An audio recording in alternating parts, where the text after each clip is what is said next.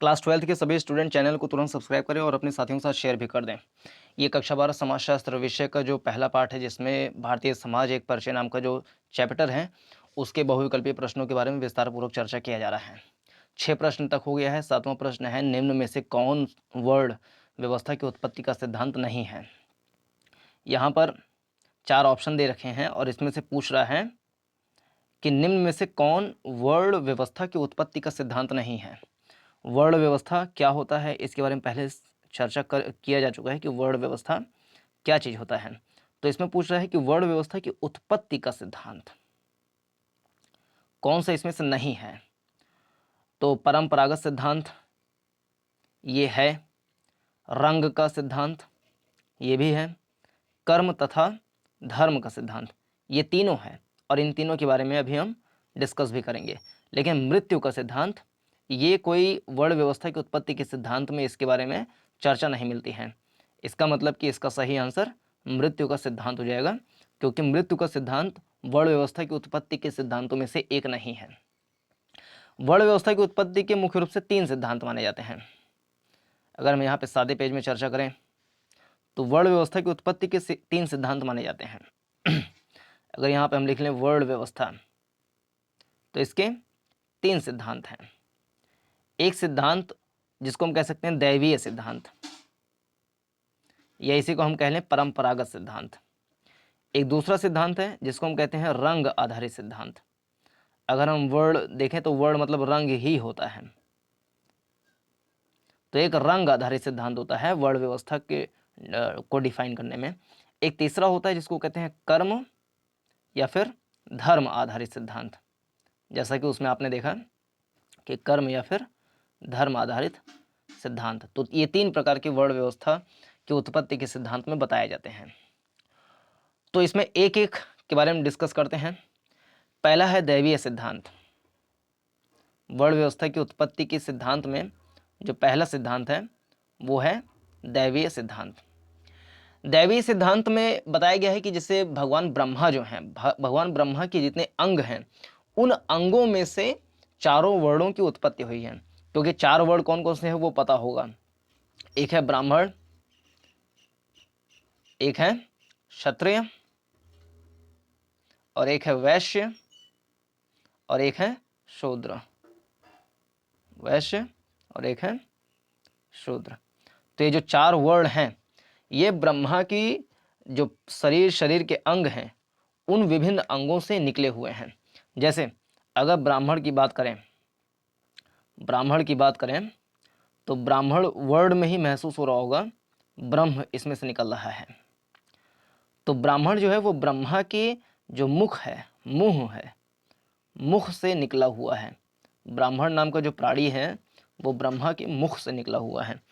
इसीलिए जो इसका काम मुख्य रूप से बांटा गया है, ब्राह्मण को मेन काम यही करना पड़ता है कि वो शिक्षा दे, यानी कि वाचन वाला काम करे, बोलने वाला काम करे, ज्ञान देने वाला काम करे, शिक्षा दे, या जो धार्मिक कर्म कांड होते हैं उसमें ये मुख्य रूप से भागीदारी करें।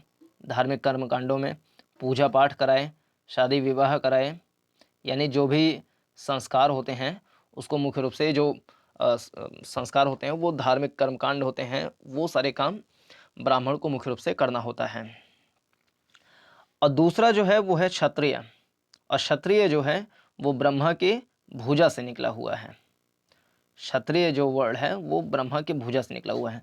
और भुजा का मुख्य काम होता है काम करना, यानी कि मेहनत करना, यानी कि सुरक्षा करना हम कह सकते हैं। तो क्षत्रिय का जो मेन काम है वो सुरक्षा करना है। अपने राज्य के संचालन का मुख्य काम क्षत्रिय के ऊपर रखा जाता है, और क्षत्रिय को ही पहले राजा बनाया जाता था। यानी जो राजा होते थे वो मुख्य रूप से क्षत्रिय ही होते थे, क्योंकि पहले जो वर्ण वाली व्यवस्था थी वो जन्म पर आधारित नहीं थी कि आप यदि ब्राह्मण के घर में पैदा हो गए हैं तो आप ब्राह्मण ही होंगे, ऐसा नहीं था। जबकि जो जाति व्यवस्था होती है उसमें यदि आप किसी ब्राह्मण के या किसी पंडित के घर में आप पैदा हुए हैं तो आपके बच्चे भी पंडित ही होंगे। वो जाति आधारित कह सकते हैं कि जन्म आधारित व्यवस्था होती है जो जाति व्यवस्था होती है। लेकिन जो वर्ण व्यवस्था होती है वो जन्म आधारित नहीं होती है बल्कि कर्म आधारित होती है। तो जो भी लोग राजा बनते थे वो उनको क्षत्रिय कहा जाता था। तीसरा जो वैश्य है वो ब्रह्मा के पेट से निकला हुआ है।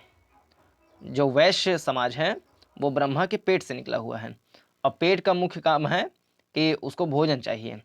तो जो वैश्य होते हैं उनका मेन काम होता है कि तीनों का पेट भरना, यानी कि जो ब्राह्मण हैं और जो क्षत्रिय हैं और जो शूद्र हैं, इन तीनों का पेट भरने का काम वैश्य का होता है और ये व्यापार करते हैं, शिल्पकारी वाला काम करते हैं। इस प्रकार से वो सभी के पेट भरने का काम करते हैं। चौथा है जिसको बोलते हैं शूद्र, और शूद्र जो है ब्रह्मा जी के पैर से निकला हुआ है। अब पैर जो होता है, देखिए पैर सबसे नीचे होता है। पैर सबसे नीचे होता है इसलिए वो पूरे शरीर के भार को भी अपने ऊपर लिए रहता है। यानी कि इसका एक मेन काम ये भी होता है कि समस्त जितने तीनों लोग बचे हुए हैं, यानी कि ब्राह्मण हो गए, क्षत्रिय हो गए और वैश्य हो गए, इन तीनों की सेवा करना, इन तीनों की सेवा करने का काम मुख्य रूप से कह सकते हैं कि शूद्र का होता था। तो ये जो दैवीय सिद्धांत बताया, पहला जो था ये दैवीय सिद्धांत था। तो दैवीय सिद्धांत में इस प्रकार से जो ब्रह्मा वाला कॉन्सेप्ट है उससे हम निकाल सकते हैं। और दूसरा जो वर्ण व्यवस्था की उत्पत्ति का सिद्धांत है उसको हम कह सकते हैं रंग आधारित सिद्धांत। रंग आधारित सिद्धांत है जिसमें चारों वर्णों की उत्पत्ति हुई है, या कहें कि वर्ण व्यवस्था की उत्पत्ति हुई है। इसमें से जो क्षत्रिय हैं, क्षत्रिय के लिए के लिख करके काम चला ले रहे हैं, जो क्षत्रिय हैं उसको लोहित वर्ण से जाना जाता है। लोहित को कह सकते हैं लाल वर्ण से। जो लाल होता था उसको क्षत्रिय मान सकते हैं।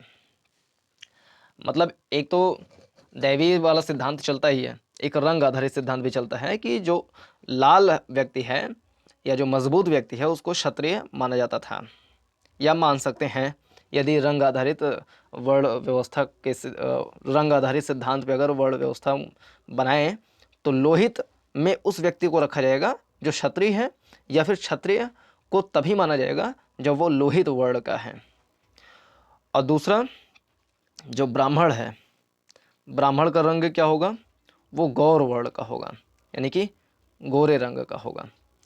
अब लेकिन ये हमेशा सही नहीं हो सकता है कि ब्राह्मण गोरा ही हो या गोरा ब्राह्मण ही हो, क्योंकि ये जो वर्ण होता है वो क्षेत्र आधारित होता है, यानी किसी क्षेत्र विशेष में रहने वाले जो व्यक्ति होते हैं वो गोरे या काले हो सकते हैं। खैर, लेकिन ये भी एक वर्ण व्यवस्था की उत्पत्ति के सिद्धांत में ये भी ले सकते हैं। इसी रंग आधारित व्यवस्था में ही जो वैश्य हैं, वी फॉर जो वैश्य हैं, उनका रंग क्या होता है, तो पीत रंग होता है। पीत रंग मतलब पीला रंग। तो पीला रंग के जो होते हैं उनको वैश्य बोल सकते हैं। और चौथा जो है वह शूद्र है जिसका रंग काला होता है, कृष्ण रंग होता है, तो उनको हम कह सकते हैं कि वो शूद्र हैं।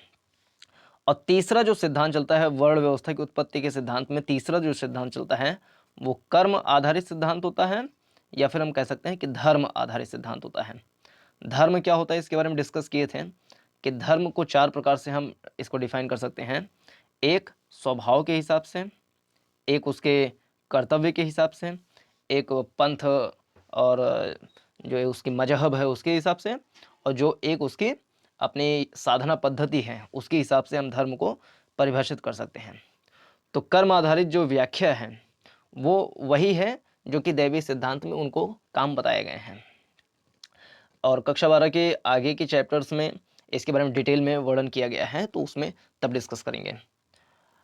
तो इस प्रकार से अगर इसमें देखें तो निम्न में से कौन वर्ण की व्यवस्था का सिद्धांत नहीं है, तो ये तीनों तो हैं, यानी कि परंपरागत सिद्धांत जिसको हम दैवीय सिद्धांत भी बोल सकते हैं, रंग आधारित सिद्धांत और कर्म तथा धर्म आधारित सिद्धांत, ये तीनों। ये जो वर्ण है, ये जो वर्ण लिखा हुआ है यहाँ पर, वर्ण, इसका मतलब रंग ही होता है। एक्चुअली वर्ण मतलब रंग ही होता है। और इसको अगर इंग्लिश में बोलें तो इसी को हम इंग्लिश में बोल सकते हैं पिगमेंट, PIGMENT। पिगमेंट माने रंग या फिर वर्ड, और वर्ड को ही कलर भी बोल सकते हैं इंग्लिश में, COLOUR, कलर। तो इस वीडियो में मुख्य रूप से इतना ही। इसके आगे वाले सभी वीडियोस पाने के लिए चैनल सब्सक्राइब करें। वीडियो देखने के लिए धन्यवाद। नमस्कार, जय हिंद।